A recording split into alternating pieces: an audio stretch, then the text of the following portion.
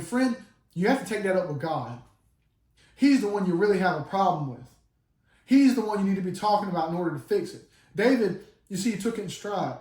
And we do well to follow his example today. We would do well to ask for forgiveness from the Lord and begin that process of restoration. Swallow our pride and take it on the chin instead of sitting and rotting in the filth of sin. What's stopping you today? What is stopping you from doing as David did and just admitting your sin? You know what happens when you do? When you admit your sin to God, when you acknowledge you have done wrong, you ask for forgiveness. Do you know what the Lord does?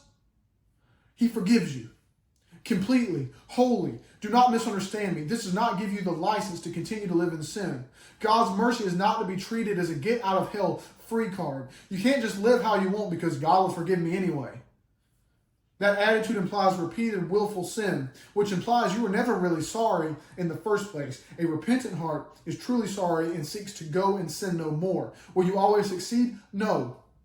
But the Bible says in Proverbs 24:16, for a just man falleth 7 times and riseth up again, but the wicked shall fall into mischief. God knows the desire of your heart.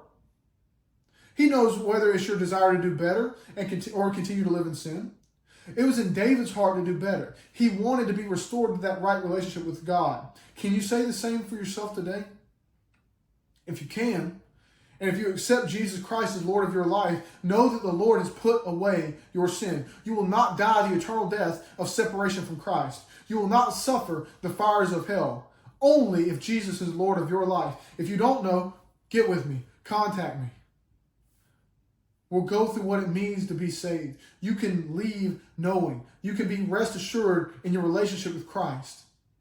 If you've already accepted Christ, but you know that you're still not in that right relationship with Him, if you know you've been stubborn or you're being slothful, or you know that you've been set back but you haven't gotten back, now's the time to do business with God. Now's the time for you to take a couple minutes. Just log off, just quit, just get off, and just take a couple minutes and sit there with the Lord and get right. Because at the end of the day, we need to heed to David's dilemma and not make it our own dilemma in our own lives.